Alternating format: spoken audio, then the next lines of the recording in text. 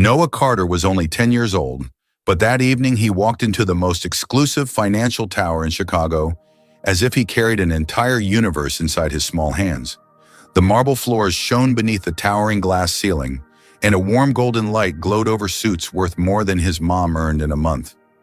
Conversations halted the moment he stepped into the VIP wing of North State Financial Tower, a place designed for billionaires, power brokers, and people who ruled the city from behind glass walls. And then came his voice, calm, steady, impossible to ignore. "I just want to check my balance." The room fell silent so fast it felt like someone had cut the oxygen. A 10-year-old boy in thrift store sneakers and a faded blue hoodie standing at a counter polished to perfection. The adults exchanged looks and amused smirk here, a mocking laugh there like they had just witnessed a punchline forming on its own. Noah repeated louder this time, his chin tilted up. "Sir, please. I need to check my balance. I brought my ID and password." A ripple traveled through the room, whispers, muffled laughs, someone's champagne glass clinking against crystal as they turned to watch the show. People always turned to watch when they sensed weakness, except Noah didn't waver. Behind the counter, the VIP manager, Mr. Whitaker, froze mid-smile. He stared down at the boy, bewildered, then irritated. "Kid, what balance?" "Which account?" "The savings account my grandfather opened when I was born." Noah answered, sliding forward a transparent folder. "He passed away last week. My mom said the account is under my name now." The word "passed" didn't silence the room, but it pierced it. The laughter softened, but the arrogance remained thick like perfume. The manager folded his arms, smirking.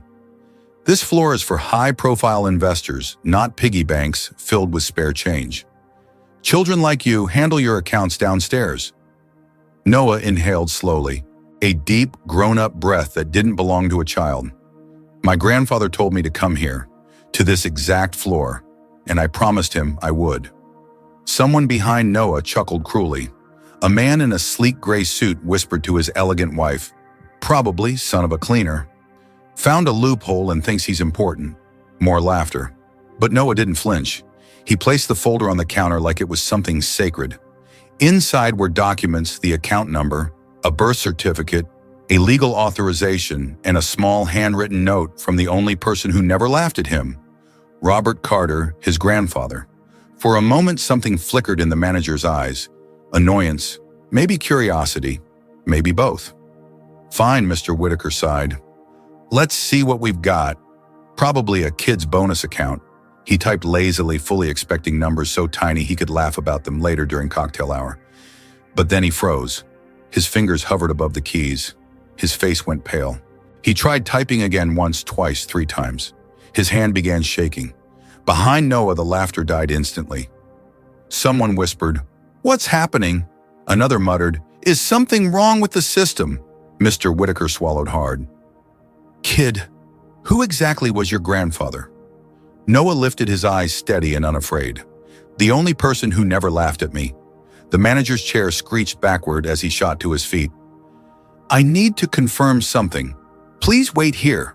He rushed into a side room, pulling another employee with him, his tone urgent, shaken nothing like the arrogance he'd displayed minutes earlier. Noah stood still, his hand resting over the folder. His eyes glistened, not from fear, but from memory. "I'm doing what you asked, Grandpa," he whispered softly. "Don't let me do this alone." This time, people heard. A woman approached him hesitantly. "Sweetheart, why did you come alone? Does your mother know you're here?" Noah shook his head.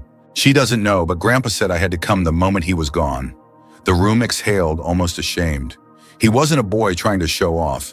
He was a boy keeping a promise. Minutes passed, heavy, quiet, expectant. Then the manager and the senior superintendent, Mr. Harrison, reappeared. Their expressions had transformed completely, no smugness, no superiority, only disbelief. "Son," Mr. Harrison said quietly, "we need to speak with you privately." Whispers erupted. A kid in a private room. What did the system show? What on earth is in that account? Noah simply nodded. "Okay," but before stepping forward, he asked, "Can my mom come in with me?" The room softened almost collectively. Mr. Whitaker shook his head gently. "Where is she, son? She's working. She couldn't come." And for the first time, a sincere human expression crossed the manager's face. Then we'll stand with you until she can. Noah's lips trembled, not from fear, but from exhaustion from the weight of a promise a child shouldn't have had to carry alone. He nodded again. I'm ready. The glass door closed behind them. Inside, the world Noah knew was about to split open. And nobody, not even Noah, had any idea how explosive the truth really was. As Noah followed the bankers into that silent room, he had no idea his entire world was about to change. If you were in his place just 10 years old, would you have been brave enough to walk into that room alone? Inside the private room, the air felt heavier than the marble halls outside. It wasn't the size of the room that made it suffocating, nor the dim lamp glowing over the wooden table. It was the tension, the weight of something unspoken, something enormous. Noah slid into the chair Mr. Harrison pulled out for him. His feet didn't touch the ground. His hands shook slightly as he placed the transparent folder on the table. Mr. Whitaker and Mr. Harrison exchanged a glance that Noah couldn't understand but felt. A glance that meant whatever they had seen on their screens was far beyond ordinary, far beyond safe. Mr. Harrison spoke softly.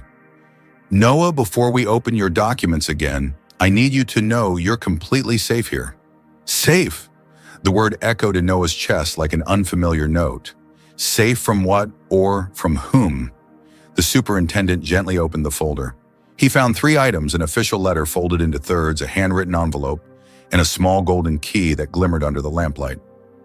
Is this key yours? He asked. It belonged to my grandpa, Noah whispered. He said it would matter someday. And that day is today, Mr. Harrison replied. As he unfolded the official letter, the door clicked. A new figure stepped inside, a woman in a charcoal gray coat, thin glasses, and a black briefcase. She looked like she walked through emergencies as calmly as through revolving doors. Ms. Graves, Mr. Harrison said with a sigh of relief.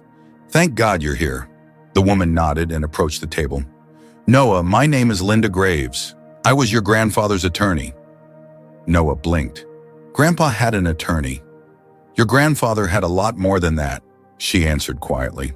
She placed the briefcase on the table and opened it with practiced precision. Inside was a thick envelope sealed with a wax stamp. She slid it toward Noah. This envelope was only to be opened the first time you requested access to your account, she explained.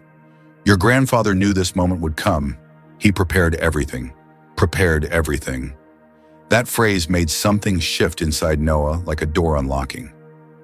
Ms. Graves sat. Before I read this to you, there's something important you need to understand. Your grandfather did not leave money by accident. He left instructions, warnings, and a choice. A choice Noah repeated. Mr. Whitaker swallowed. Multiple choices, actually. Ms. Graves exhaled softly. But first, Noah, I need to ask, do you want to continue without a parent present? The silence was sharp as glass. Noah took a breath. I came here because I promised Grandpa. I don't want to stop. Linda nodded. Then we respect your decision. She broke the wax seal and opened the letter. The room held its breath. My beloved grandson, she began reading aloud. If you are hearing these words, it is because you have stepped into a world I never wanted you to face alone. Noah leaned closer. All your life I protected you from shadows you never saw. Your father once tried to face them and paid a price. He didn't disappear because he was weak or because he abandoned you. He vanished because he was hunted. Noah froze. The air thinned. His father wasn't just gone. He was forced away. Your father survived because he ran. I survived because I hid what I had. And you, Noah, you were meant to be shielded from all of it until you were old enough to carry the truth. Ms. Graves paused. Noah stared at his shoes, his eyes stinging. Now you are here, and it is time you know what is yours. Not money, not property, but a legacy. She cleared her throat and continued. You have 3 options, Noah. The path is yours alone. Noah's hands curled into fists on his lap. Option 1, she read, you may take full control of the fortune immediately, but doing so will place you in the spotlight, in danger. People will come knocking, some smiling, some threatening. You will be rich, but you will never again be normal. Mr. Whitaker looked away uncomfortable. Option 2, she continued. You may choose to have the wealth hidden, invested, and locked until your 21st birthday.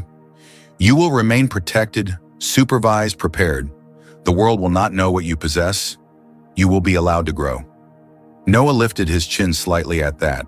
And option 3, she said softer now, you may reject the inheritance entirely. Walk away from all of this. Keep your life simple, free, untouched by danger or greed. The final line trembled on her tongue. And know this, Noah, whichever path you choose, it will define not the money, but the man you become. Noah felt his throat closing. His eyes burned. He gripped the edge of the table so tightly his knuckles whitened. Ms. Graves folded the letter gently. We will not pressure you, but we must ask, do you want to proceed to view the balance? Before Noah could breathe in an answer, the door slammed open with such force the walls nearly shook. Don't let him see it, a man's voice yelled. All 3 adults jumped. Noah spun around. The man stood at the doorway, chest heaving, face flushed, hair disheveled. He looked exhausted, terrified, and out of place in a room built for the wealthy. It took 3 seconds for Noah's body to freeze. Emily Carter, Noah's mother, burst into the room right behind the man, tears streaking her face. Noah, sweetheart, I'm here. I'm here. But Noah barely heard her, because his eyes were locked on the stranger, whose breath shook like he'd run through the entire city. Noah, the man whispered, voice breaking, don't look at that screen.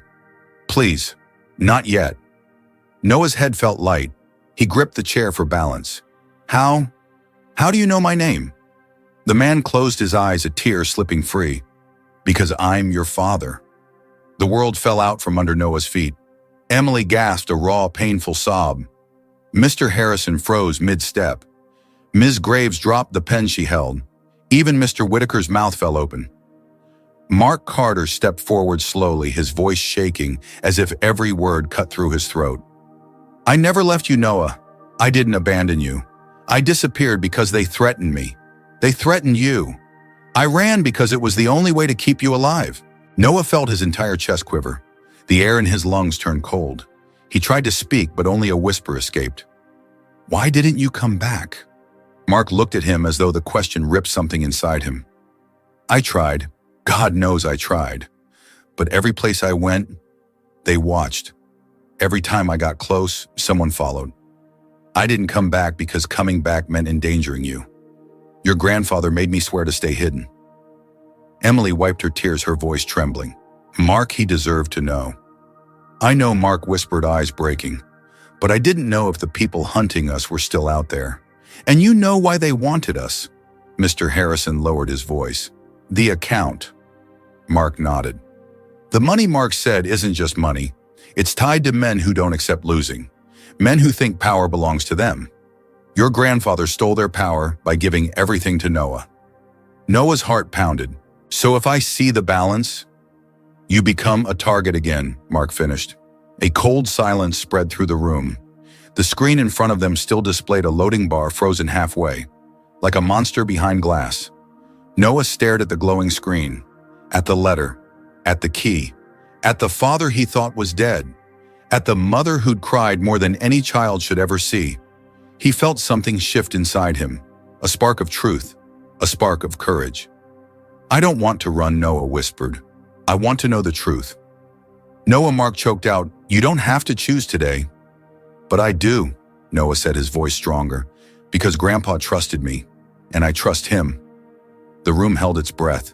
Noah looked up, tears on his cheeks, but determination in his eyes. I want to hear everything, no more secrets. Mark swallowed. Then, it's time. He pulled out a chair, sat across from his son, and prepared to reveal a decade of truth. And just when he opened his mouth to speak, Ms. Graves' phone vibrated. She checked the screen and her face turned a terrifying shade of white. She whispered 4 words that made every adult in the room stiffen. They know he's here. Noah's pulse hammered in his ears. The door behind him suddenly didn't feel thick enough, and the monster behind the loading bar wasn't the only threat anymore. Before anything else could happen, Ms. Graves closed her phone and looked up. We have to decide what to do next. She wasn't talking to the adults. She was looking directly at Noah,